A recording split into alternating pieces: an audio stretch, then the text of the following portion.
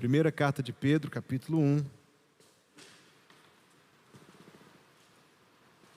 Verso 10, primeira carta de Pedro, da qual salvação inquiriram e trataram diligentemente os profetas, que profetizaram da graça que vos foi dada, indagando que tempo, ou que ocasião de tempo, o Espírito de Cristo que estava neles indicava, anteriormente testificando os sofrimentos que a Cristo haviam de vir e a glória que se lhes havia de seguir, aos quais foi revelado que não para si mesmos, mas para nós, eles ministravam estas coisas que agora vos foram anunciadas por aqueles que, pelo Espírito Santo enviado do céu, vos pregaram o Evangelho, para as quais coisas os anjos desejam bem atentar. E o povo de Deus diz? O povo de Deus diz? Eu não tinha ouvido, pode se assentar. Que bom que a gente não diz, e alguns dentre o povo de Deus dizem. Não, nós perguntamos, e o povo de Deus diz, e se você se identifica com esse vocativo, diga amém. Irmãos, nós acabamos de ler alguns dos versículos que eu considero mais interessantes no Novo Testamento. E eu os considero muito interessantes pela seguinte razão. Pedro, tutelado, orientado pelo Espírito Santo, nos mostra mais ou menos, ou parcialmente, como é que funciona ou funcionava a profecia do Antigo Testamento. Este texto implica que aqueles profetas muitas vezes não tinham total domínio do que estavam escrevendo. Um profeta pode ter sido, aliás, foi orientado pelo Espírito Santo a escrever profecias as quais ele não compreendia totalmente. Observe o texto que você acabou de ler, da qual salvação inquiriram. Eu sei que eu estou usando uma tradução aqui de vernáculo mais antiquado, mas é isso que ela diz. Da qual salvação inquiriram e trataram diligentemente os profetas. Observe o versículo 11. Indagando que tempo ou que ocasião de tempo o Espírito que estava neles indicava. Versículo 12. Aos quais foi revelado que não para si mesmos, mas para nós ministravam estas coisas. De alguma maneira, absolutamente inescrutável para nós que vivemos depois deles, Isaías, quando escreveu, foi orientado pelo Espírito Santo a escrever coisas a respeito das quais ele não tinha total compreensão. Compreensão que foi posteriormente esclarecida, não para Isaías, mas para os leitores de Isaías, à medida que os acontecimentos se foram concretizando ao longo do tempo. Se você ruminou comigo estes versículos, então comigo você percebeu que realmente é muito interessante o que nós acabamos de ler. Porque fundamentalmente é muito comum que a compreensão de profecia que alguém tem seja uma compreensão mais vinda do paganismo do que da fé bíblica. Alguém imagina que profecia, isto vem do misticismo, isso vem da superstição, isso vem do paganismo, isso não vem da Bíblia. Se a palavra profecia fosse traduzida por nós como ela deve ser, ela seria traduzida como mensagem. E nós não imaginaríamos o profeta como aquele que revela o que vai acontecer amanhã, mas compreenderíamos o profeta como um porta-voz de Deus. Aquele que diz, assim diz o Senhor. Este é um profeta. É verdade, muitas das profecias diziam respeito a eventos então futuros, mas não exclusivamente. Você sabe quem foi a primeira pessoa na Bíblia a ser chamada de profeta? Consegue imaginar? Abraão. Abraão foi o primeiro homem a ser chamado de profeta do futuro em nenhuma ocasião. Mas era um porta-voz de Deus. Profeta, anote aí no cantinho da sua Bíblia, profeta é igual a porta-voz. E profecia é igual a mensagem. No entanto, devemos nos lembrar e não nos esquecer que, de fato, em alguns momentos da Bíblia, a profecia dizia respeito ao futuro, o que é um problema para os inimigos da Bíblia do nosso tempo. Porque se alguém é capaz de dizer que uma coisa vai acontecer antes de ela acontecer, com precisão, com exatidão, então esta pessoa verdadeiramente tem uma mensagem que vem não de si mesma, mas de Deus, porque nenhum de nós sabe o que vai acontecer à frente, só Deus. E para mim um exemplo mais maravilhoso disso que você pode ler é Daniel. Daniel, capítulo 4, ele profetizou a sequência de impérios do mundo antigo, e a profecia dele se cumpriu nominalmente. Ou, por exemplo, Isaías, que séculos antes de um homem chamado Ciro nascer, escreveu o nome dele, Ciro. É mais fácil para alguém do nosso tempo dizer que isso foi forjado do que reconhecer, como de fato é, que os textos foram produzidos debaixo da moção do Espírito Santo. Quando nós lidamos com a Bíblia Sagrada, nós estamos lidando com um livro diferente de qualquer outro livro. Pois nós estamos nas quartas-feiras vendo a respeito de Jesus. E hoje nós vamos ver, na quarta-feira passada nós vimos as promessas, como Jesus foi prometido no tempo do Antigo Testamento. E hoje, no tempo que nós temos, nós vamos ver como Jesus foi profetizado. São duas coisas diferentes, promessas e profecias, e nós vamos ver como Jesus foi profetizado. E esse estudo que muito maravilhou o meu coração, eu oro a Deus que maravilhe também o seu coração. Vamos começar da seguinte maneira: foi profetizado que o Salvador viria de 3 cidades diferentes, sabia disso? E de alguma maneira Deus conseguiu fazer essas profecias se cumprirem. Foi profetizado que ele seria de Belém, foi profetizado que ele viria do Egito, e foi profetizado que ele seria chamado Nazareno. E Deus arranjou de maneira muito graciosa para que estas coisas se cumprissem. Vejamos. Foi profetizado que ele nasceria em Belém. Lembra daquele versículo que a gente lê todo mês de dezembro? E tu, Belém, Efrata, posto que pequeno entre os melhores de Judá, de ti me sairá aquele que conduzirá o meu povo de Israel, cujas origens são desde a eternidade. Nós conhecemos esse texto. A questão é que quando nós chegamos lá nos pais, em Maria e em José, eles não moravam em Belém. Eles moravam numa cidadezinha chamada, você se lembra? Nazaré. Então nós chegamos a um prefácio muito importante do Evangelho de Lucas, que está no capítulo 2. E naqueles dias, sendo Tibério César o imperador romano, e ele menciona o nome dos governadores locais, diz que o imperador romano ordenou que um censo, um recenseamento da população do império fosse feita. Agora, o imperador romano, meus irmãos, era o homem mais poderoso do mundo daquele tempo. O nível de poder que ele tinha, nenhuma autoridade do mundo hoje tem igual. Ele tinha um poder absoluto e restrito sobre praticamente todo o mundo civilizado de então. Ele estava lá, no seu palácio de imperador romano, e ele decidiu que era tempo do povo ser contado novamente. Mas mais interessante do que isto, ele não manda o que nos pareceria mais óbvio, que a contagem fosse feita onde a pessoa de fato residia. Talvez por um capricho dele, nós não conseguimos saber exatamente porquê, ele quis que as pessoas fossem registradas nas suas cidades de origem. Quem aqui não é nascido em São Luís, levante a mão, por favor. Olha ao seu redor. Toda essa gente teria que se dirigir às suas cidades de origem para o recenseamento.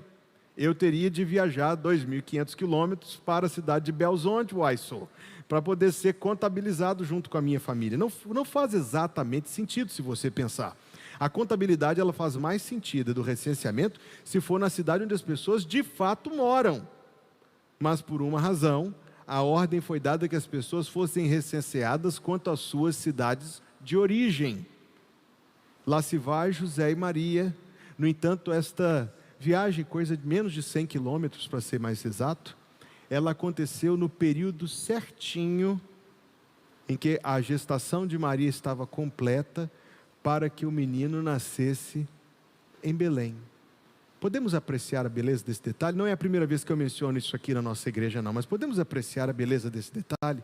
o homem mais poderoso do mundo, que nunca leu Miqueias, que não conhecia Maria, que nem imaginava Jesus, no entanto foi movido por Deus, de uma maneira soberana e muito maravilhosa, a dar uma ordem específica no tempo certo, para que algo que Deus fez o seu servo dizer séculos de antemão, se cumprisse no rigor com que a palavra foi predita. Quando aconteceu, vamos lá, vamos nos imaginar em dezembro. Vieram os magos do Oriente, bateram no palácio do rei Herodes e disseram: onde está o recém-nascido rei dos judeus? Porque vimos a sua estrela do Oriente e viemos adorá-lo. E o rei Herodes perguntou aos sábios e escribas: onde vai nascer o Messias? E eles disseram: em Belém. E quando ele se informou sobre o tempo do aparecimento da estrela, ele disse: vão lá e voltem. Quando vocês o acharem, voltem, porque eu também quero adorá-la. E quando ele se viu enganado, no sentido de que os magos não voltaram até ele, ele ordenou uma chacina, que todas as crianças das cercanias de Belém, com menos de 3 anos, fossem mortas. Neste momento, um anjo de Deus vem a José e manda José ir para o Egito. Nos seus perfeitos arranjos, Deus tinha feito com que José recebesse dos magos do Oriente presentes valiosos, ouro, incenso e mirra. E com esse dinheiro, ele se deslocou para um lugar onde a criança estaria segura. Para onde eles foram? Para onde eles foram? Vejamos Mateus capítulo 1. Corrijo-me, capítulo 2, versículo 14. E levantando-se ele, tomou o menino e a sua mãe de noite e foi para o Egito, e esteve lá até a morte de Herodes, para que se cumprisse o que foi dito da parte do Senhor pelo profeta, que diz: do Egito chamei meu filho. Tome nota, isso é Oséias, capítulo 11, versículo 1.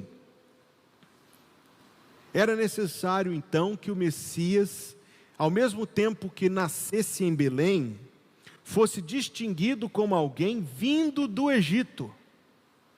Claro que isto é uma figura de Israel que foi tirado do Egito, mas aplica-se ao Messias pelo título meu filho.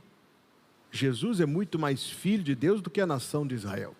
Do Egito chamei o meu filho. Então, de fato, Herodes foi um homem muito mau, e a sua intenção era eliminar o Salvador, e ele não se refreou de eliminar centenas de outras crianças. Mas ele não foi exitoso no seu plano de frustrar os propósitos de Deus. Não somente isto, mas ele ainda contribuiu involuntariamente para que mais uma profecia se cumprisse: do Egito chamei meu filho. Eles permaneceram lá algum tempo, até a morte de Herodes, que foi no ano 6 depois de Cristo. E Herodes foi sucedido por um aparentado seu, se não me engano, um filho, chamado Arquelau. Pior do que ele. Os romanos, sabendo que Arquelau não era flor que se cheirasse, reduziram a área de influência de Arquelau a um reino menor que o de Herodes, e partiram o reino de Herodes entre Arquelau e o outro Herodes e Filipe, o tetrarca. Repartiram o reino entre os filhos de Herodes, exatamente para poder fragilizar aquele poder que Herodes tinha. E Arquelau estava lá. Veja o que diz Mateus 2, versículo 19. Morto, porém, Herodes, eis que o anjo do Senhor apareceu num sonho a José no Egito, dizendo: levanta-te, toma o menino e a sua mãe, e vai para a terra de Israel, porque já estão mortos os que procuravam a morte do menino. Então ele se levantou e tomou o menino e sua mãe e foi para a terra de Israel. E ouvindo que Arquelau reinava na Judéia em lugar de Herodes, seu pai, receou ir para lá. Mas avisado num sonho por divina revelação, foi para as partes da Galileia, e chegou e habitou numa cidade chamada Nazaré. Preste atenção no final do versículo 23. Para que se cumprisse o que foi dito pelos profetas: ele será chamado. O problema é que se você pegar uma concordância bíblica e julgar lá Nazareno, você não vai achar esse versículo. Você não vai achar nenhum versículo do Antigo Testamento que diz: ele será chamado Nazareno. Então Mateus acabou de inventar uma profecia. ou talvez ele fez referência a alguma lenda judaica para poder, não é bem isso. Vamos aprender algo interessante e maravilhoso aqui. Abra em Isaías capítulo 11, versículo 1.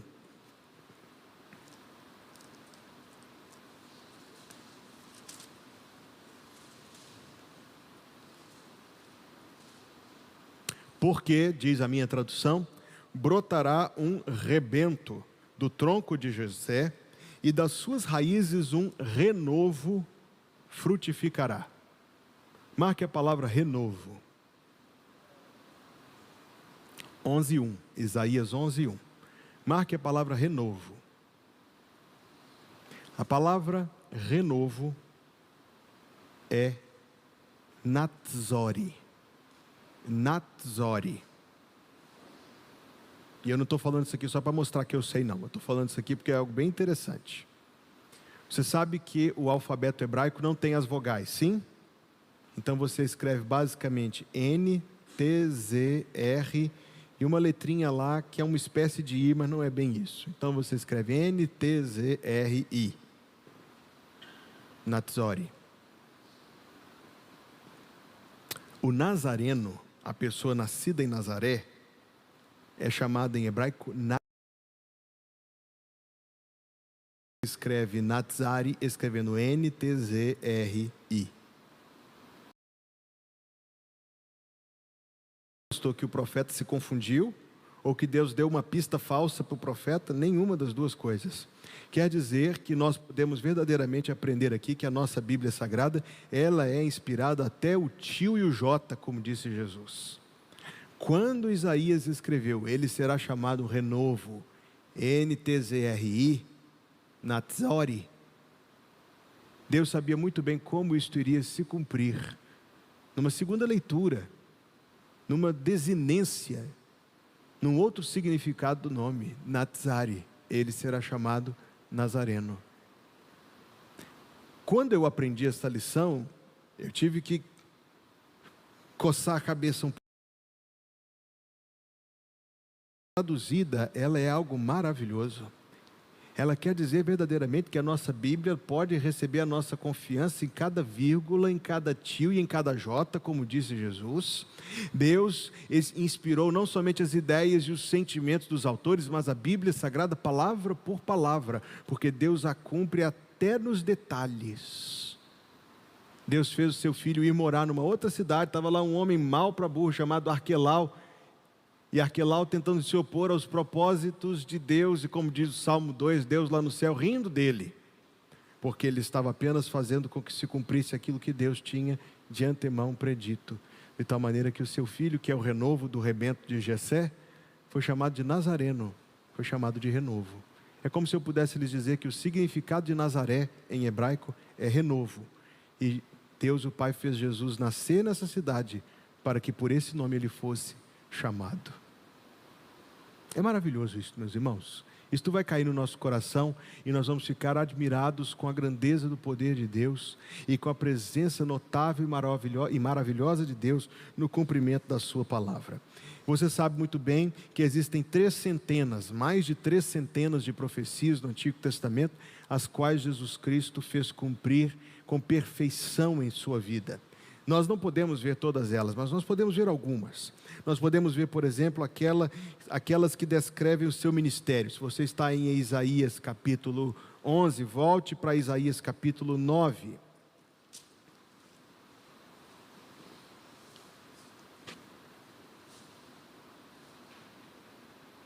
Mas a terra que foi angustiada não será entenebrecida. Envelheceu nos primeiros dias a terra de Zebulon e a terra de Naftali.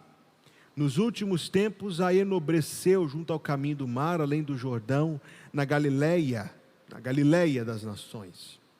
O povo que andava em trevas viu uma grande luz, e sobre os que habitavam na região da sombra da morte, resplandeceu a luz. Corra lá em Mateus capítulo 4. Corra lá em Mateus capítulo 4 e veja o que está escrito no versículo 13. E deixando Nazaré, foi habitar em Cafarnaum, cidade marítima, nos confins de Zebulon e de Naftali. Agora atenção para o versículo 14. para que se cumprisse o que foi dito pelo profeta Isaías, que diz: a terra de Zebulon e a terra de Naftali, junto ao caminho do mar, além do Jordão, a Galileia das nações, o povo que estava assentado em trevas viu uma grande luz, e aos que estavam assentados na região e sombra da morte, a luz raiou, diz assim a minha tradução. Maravilhosa forma como Deus cumpriu esta profecia. Agora observe o seguinte, que por meio dela nós conseguimos alcançar de luz na Bíblia Sagrada. O conceito de luz não está atrelado necessariamente à iluminação, exceto que está atrelado a esclarecimento. O conceito de luz na Bíblia está intimamente atrelado ao conceito de verdade. Verdade afirmada, verdade objetiva, verdade identificável, verdade assimilável. Jesus estava pregando. Este era o ministério principal de Jesus Cristo, pregar. E enquanto ele pregava, o povo que estava em trevas viu uma grande luz. Não um fenômeno solar, não um fenômeno astronômico, luz porque a verdade estava sendo anunciada. Este é o conceito de luz na palavra de Deus. Vamos fazer um exercício. Eu não os avisei de antemão, mas eu vou chamar aqui o Fábio e o Celso, por favor. A queima-roupa, com suas Bíblias. Um ficará à minha direita e outro à minha esquerda. Igual os filhos de Zebedeu. Vamos lá. Abra no Salmo 22, por favor, meu irmão. E cada versículo que ele lê, você vai ler um versículo diferente. É porque se a gente ficasse abrindo assim, seria... eu pensei, gente, um negócio... Não, você vai ter um pouquinho mais de trabalho, mas início Mateus 27. Vamos esperar. Salmo 22, Mateus 27. Leia 22, 1. Deus meu, por que me desamparaste? Leia Mateus 27, 46. Naquela fase já. 45, 46. Por volta da hora nona, chamou Jesus em alta voz, dizendo: Eli, Eli, lama sabactame, que quer dizer: Deus meu, por que me desamparaste? Leia 22, 7. Todos que me veem zombam de mim, afrouxam os lábios e meneiam a cabeça. Leia 27, 39. É só achar, mas Sim.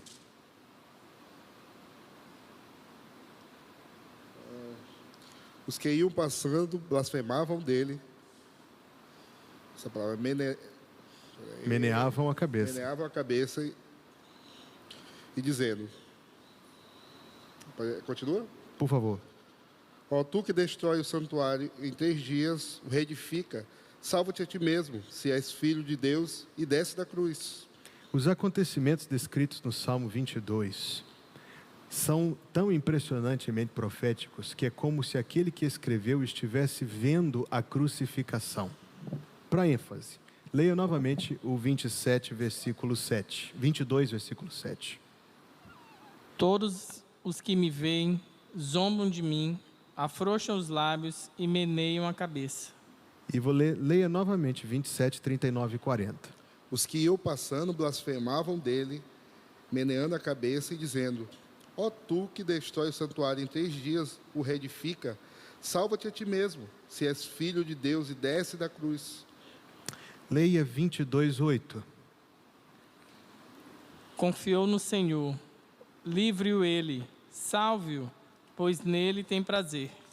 Leia 27, 43. Vem achar. Sem problema. 42, 43. Confiou em Deus, pois venha livrá-lo agora, se de fato lhe quer bem, porque disse: sou filho de Deus. É isso. Leia 22, 16. E você vai ler 27, 35. Cães me cercam, uma súcia de malfeitores me rodeia. Transpassaram-me as mãos e os pés. Como eu disse, o Salmo 22 é escrito como se o autor do Salmo estivesse vendo a crucificação acontecer. E aqui ele diz, cães me cercam. Você está com a Bíblia do Salmo 22? Tome nota de algo muito interessante.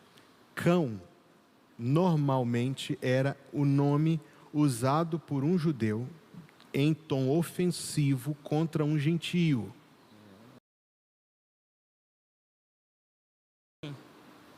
Cães me cercaram. Prossiga, leia novamente. Cães me cercam. Uma súcia de malfeitores me rodeia.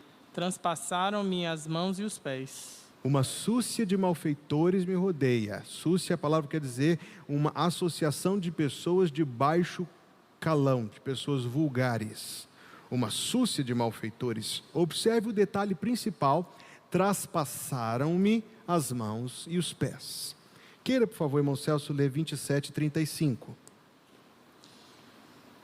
Depois de o crucificarem, repartiram entre si as suas vestes, tirando a sorte. Foi o que disse sobre repartir as vestes? É o 22:18, por favor. O 18 fala, repartem entre si as minhas vestes e sobre a minha túnica deitam sortes. Agora abra em João 19, irmão, versículo 24. Eu quero repetir que eu os chamei a queima-roupa, irmãos. Eu não combinei de antemão isto. Porque é bom que vem todo mundo esperto para o culto de quarta-feira, viu? 19, verso 24. 24. Disseram, pois, uns aos outros, não a rasguemos, mas a lançaremos sorte sobre ela, para ver a quem caberá, para que se cumprir a escritura. Repartiram entre si as minhas vestes, e sobre minha túnica lançaram sortes. Novamente o texto diz, para que se cumprisse a escritura. Você sabe quando o Salmo 22 foi escrito? Davi. Está escrito no cabeçalho do Salmo, não está? Salmo de Davi. Salmo de Davi. Em que ano Davi viveu? Cerca de 1000 antes de Cristo. A vida do rei Davi se deu na virada do primeiro milênio antes de Cristo. 1000 anos antes de Cristo. Vamos tentar colocar as coisas em devida proporção e imaginar um acontecimento muito notável dos nossos dias. O assassinato do presidente Kennedy. Não é bem dos nossos dias, mas não está tão longe assim. Estou tentando descrever uma coisa muito singular. 1964. Imagine que no ano 964, 1000 anos antes, alguém escreveu que haveria um presidente dos Estados Unidos, quando não existia esse país, que estaria andando de carro quando não existiam carros, passando na cidade de Dallas quando não existia Dallas, e que este homem seria atingido por um revólver quando não existiam revólveres, e que ele iria morrer nesse ataque, com 1000 anos de antecedência.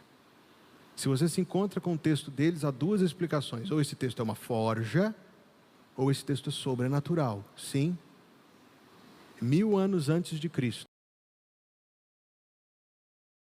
Antes da invenção da crucificação. Davi, como se estivesse diante do Calvário, escreveu o Salmo 22, inclusive com palavras específicas, e com uma exatidão absolutamente objetiva. Abra agora você em Isaías 53, e você vai ficar com os textos, vai ficar mais difícil para ti agora.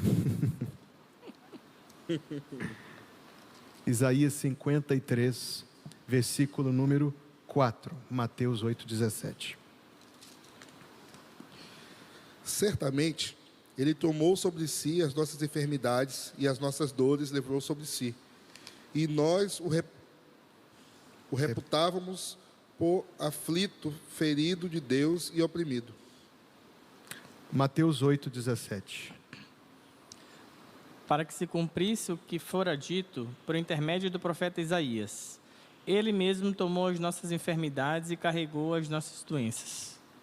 Isaías 53, versículo 5, 1 Pedro 2. Mas ele foi transpassado pelas nossas transgressões e moído pelas nossas iniquidades. O castigo que nos traz paz estava sobre ele, e pelas suas pisaduras fomos sarados. 1 de Pedro 2, verso 24 e 25. Carregando ele mesmo em seu corpo sobre o madeiro os nossos pecados, para que nós, mortos para os pecados, vivamos para a justiça. Por suas chagas fostes sarados, porque estáveis desgarrados como ovelhas. Agora, porém, vos convertestes ao pastor e bispo da vossa alma. Eu pedi ao Fábio para ler um texto de 1 Pedro. Vem uma pergunta muito difícil agora, preciso que você se concentre. Quem escreveu a primeira carta de Pedro? Eu estou sentindo uma hesitação em responder. Quem escreveu? Pedro. Foi Pedro. Surpreendamos-nos, foi Pedro. Lembre-se que no dia em que Jesus Cristo foi crucificado, Pedro foi uma testemunha ocular de sua crucificação. E ainda que ele tenha reagido covardemente na noite da traição, ao mesmo tempo ele se arrependeu e ele se consagrou pela via do arrependimento ao apostolado. O mesmo homem que negou que o conhecia no jardim da casa do sumo sacerdote, cerca de 50 dias depois ficou em pé perante toda a cidade, no poder do Espírito Santo, para pregar o grande sermão do dia de Pentecostes, como está em Atos capítulo 2. Este homem a quem o Espírito Santo moveu é o mesmo. Lembre-se que a nossa mensagem hoje começou em 1 Pedro, falando que o Espírito que se movia nos profetas, movia-se naqueles que agora pregavam o Evangelho. Leia de novo Isaías 53, versículo 5, ouça com máxima atenção. Mas ele foi transpassado pelas nossas transgressões e moído pelas nossas iniquidades. O castigo que nos traz a paz estava sobre ele, e pelas suas pisaduras fomos sarados. Leia, por favor, novamente 1 Pedro 2, 24 e 25. Carregando ele mesmo em seu corpo sobre o madeiro os nossos pecados, para que nós, mortos para os pecados, vivamos para a justiça. Por suas chagas fostes sarados, porque estáveis desgarrados como ovelhas. Agora, porém, vos convertestes ao pastor e bispo da vossa alma. Tem uma coisa muito importante que a gente precisa nos lembrar aqui. Os romanos, permaneçam aí, vocês estão na Berlinda hoje.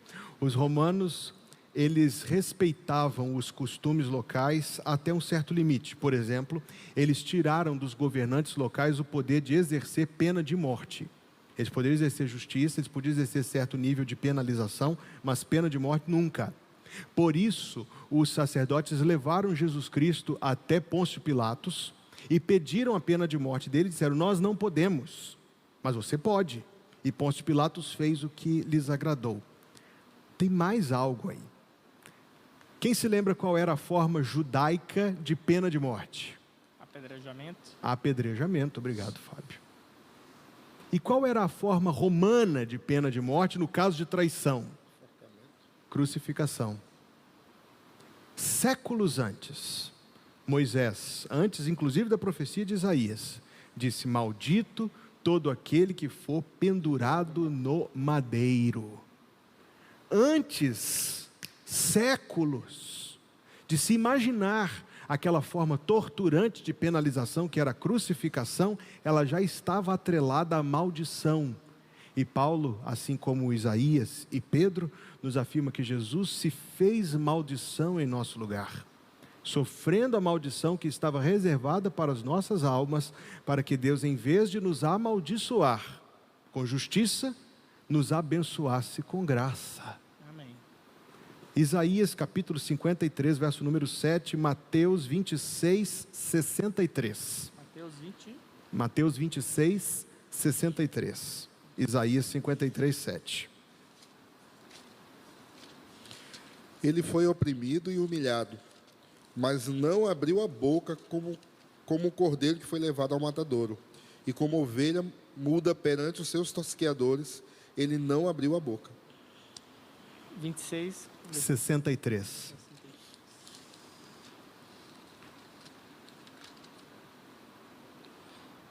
Jesus, porém, guardou silêncio. E o sumo sacerdote lhe disse: Eu te conjuro, pelo Deus vivo, que nos digas se tu és o Cristo, o Filho de Deus.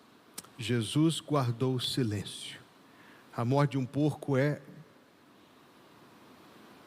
horrível de estar sequer perto, pelo tanto que o animal grita. Outras espécies de animais lamentam como se estivessem chorando quando entram pelo caminho da morte. Cordeiros em absoluto silêncio. O silêncio de Cristo é notável, porque se ele tivesse aberto a boca, ele teria se defendido com a verdade e não teria sido supliciado. Foi silêncio voluntário. Ninguém tira a minha vida, eu mesmo voluntariamente a dou. Vamos concluir esse trecho lendo Isaías 53, 9 e Mateus 27, 57. E eu quero agradecer desde já os irmãos que pregaram uma mensagem comigo hoje à noite. Isaías 53, 9.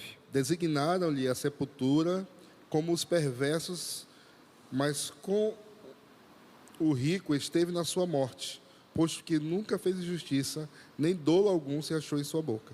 Designaram-lhe sepultura com os perversos, mas, essa é uma cláusula adversativa, ela introduz uma oposição discursiva, mas com o rico foi sepultado. Mateus 27, 57 a 60, por favor, Fabinho. Caindo a tarde, veio um homem rico, de Arimateia, chamado José, que era também discípulo de Jesus. Este foi ter com Pilatos e lhe pediu o corpo de Jesus. Então Pilatos mandou que lhe fosse entregue.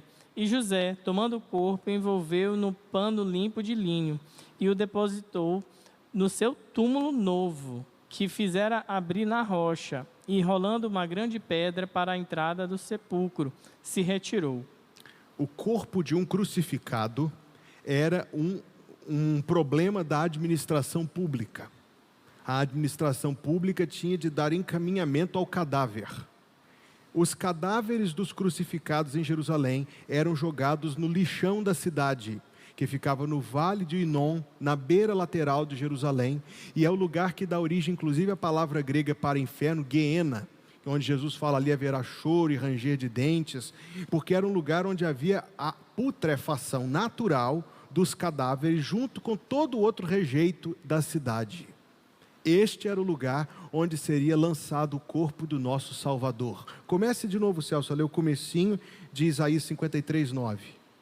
Designaram-lhe a sepultura com os perversos. Obrigado. Designaram-lhe a sepultura com os perversos.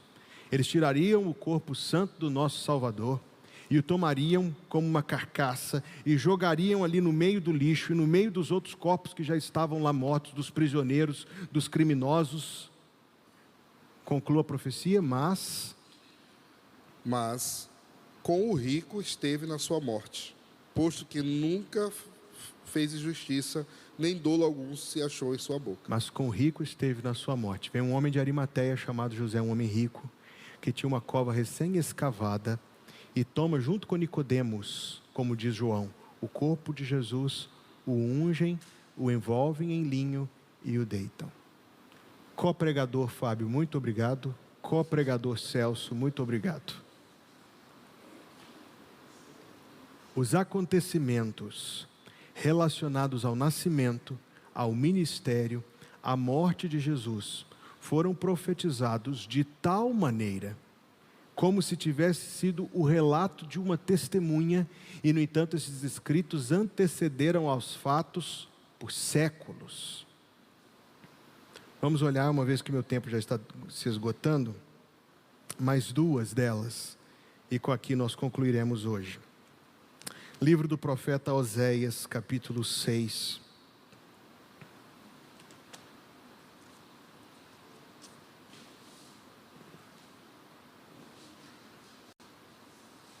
Livro do profeta Oséias, capítulo número 6. Vinde e tornemos ao Senhor, porque ele despedaçou e nos sarará, feriu e nos atará a ferida. Depois de 2 dias nos dará a vida, ao terceiro dia nos ressuscitará e viveremos diante dele. Ao terceiro dia nos ressuscitará. O Salvador morreu na sexta-feira às 15 horas. Então, entre 15 e o pôr do sol, na contagem hebraica, conta-se um dia. Ele esteve morto do pôr do sol da sexta-feira, ao longo de todo o dia de sábado. Quando o sol se pôs no sábado, terminou o sábado, ele esteve morto no sábado, o segundo dia. E do pôr do sol do sábado até o nascer do sol do domingo, conta-se hebraicamente o terceiro dia. Ele esteve morto e ressuscitou no alvorecer do domingo. Ele esteve morto e o texto diz, ao terceiro dia nos ressuscitará. Há uma referência muito curiosa aqui a Gênesis 1, versículo 11 e 13. No terceiro dia da criação, Deus transformou a terra árida em terra viva. E Deus disse, brote a terra a erva verde. Do pó da terra, Deus fez surgir a vida na sua expressão belíssima, que é a vida verde. Ao estilo hebraico de narrativa, a contagem do terceiro dia sempre esteve ligada a esse terceiro dia da criação, a ideia onde aquilo que é morto e seco e árido passa a se tornar vivo, frutífero, abundante. Esta é a linguagem simbólica da ressurreição ao terceiro dia, que também é o terceiro dia desde a morte, primeiro dia da semana. O início de um novo tempo, o início de uma nova criação, de uma nova ordem, pela ressurreição de Jesus Cristo. No Salmo 16, foi profetizado, não deixarás na morte, nem permitirás que o teu santo veja a corrupção. Jesus Cristo ressuscitou dentre os mortos ao terceiro dia. E a profecia ainda cumpre o seu reino glorioso. Mas o tempo que eu tenho agora não permite olhar detalhadamente isto. Foi profetizado um reino de paz abundante. Foi profetizado um reino de triunfo e glória. Foi profetizado um reino em que a terra se encheria do conhecimento de Deus, assim como as águas cobrem o mar. Está escrito no Evangelho de Marcos que depois de ser elevado aos céus, ele se assentou à destra da majestade. Salmo 110, disse o Senhor ao meu Senhor, assenta-te à minha direita, até que eu ponha os teus inimigos por estrado dos teus pés. Foi profetizado um reino em que a terra se encheria do conhecimento do Senhor, assim como as águas cobrem o mar. E você lê em Atos capítulo 2, versículo 4, e todos foram cheios do Espírito Santo, uma referência aos crentes e à atuação, à presença viva do Espírito de Deus com cada salvo, com cada convertido. Foi profetizado um reino onde as espadas seriam derretidas e transformadas em arados. Uma linguagem de paz, homens em vez de guerreando, trabalhando no campo pelo fruto. Alguns pensam que esta profecia somente se cumprirá no futuro, outros que ela somente se cumpre hoje e outros que ela se cumpre hoje e no futuro. Esse é um assunto para outra conversa. Mas nós lemos em Atos 9:31 que as igrejas de Deus tinham paz. Cessa o espírito de guerra, entra o espírito de trabalho para o Senhor.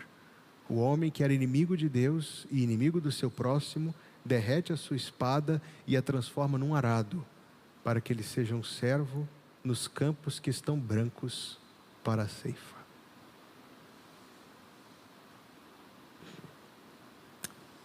Três conclusões. A primeira, eu creio em Jesus porque eu creio na Bíblia. A segunda, eu creio na Bíblia porque eu creio em Jesus. A Bíblia confirma Jesus, Jesus confirma a Bíblia. 3.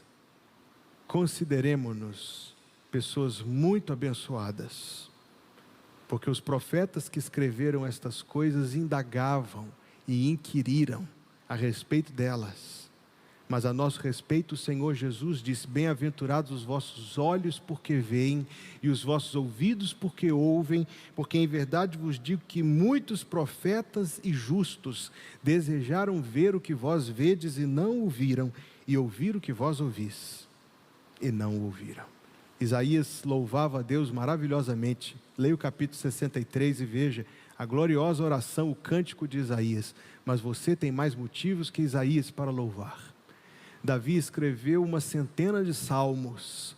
Seus salmos são belos e gloriosos, mas você conhece a Deus, aliás, pode conhecer melhor do que Davi, porque aquilo que para Davi ainda estava debaixo de véu, para você está descortinado.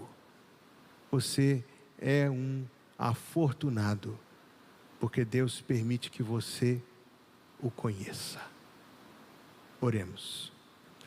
Louvamos-te, ó Deus, pela pureza da tua palavra. Nem mesmo o inimigo das almas conseguiu, Deus, comprometer a tua palavra. O Senhor Jesus disse que o céu e a terra passarão, mas as tuas palavras não hão de passar.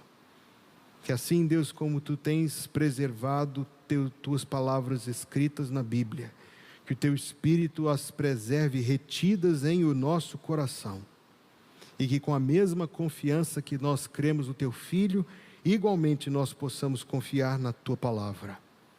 Dá-nos, Senhor, um conhecimento maior de ti, um conhecimento mais íntimo de Jesus, e nós, Senhor Deus, pedimos que nos leves a esta bênção, pelo conhecimento mais próximo da tua palavra.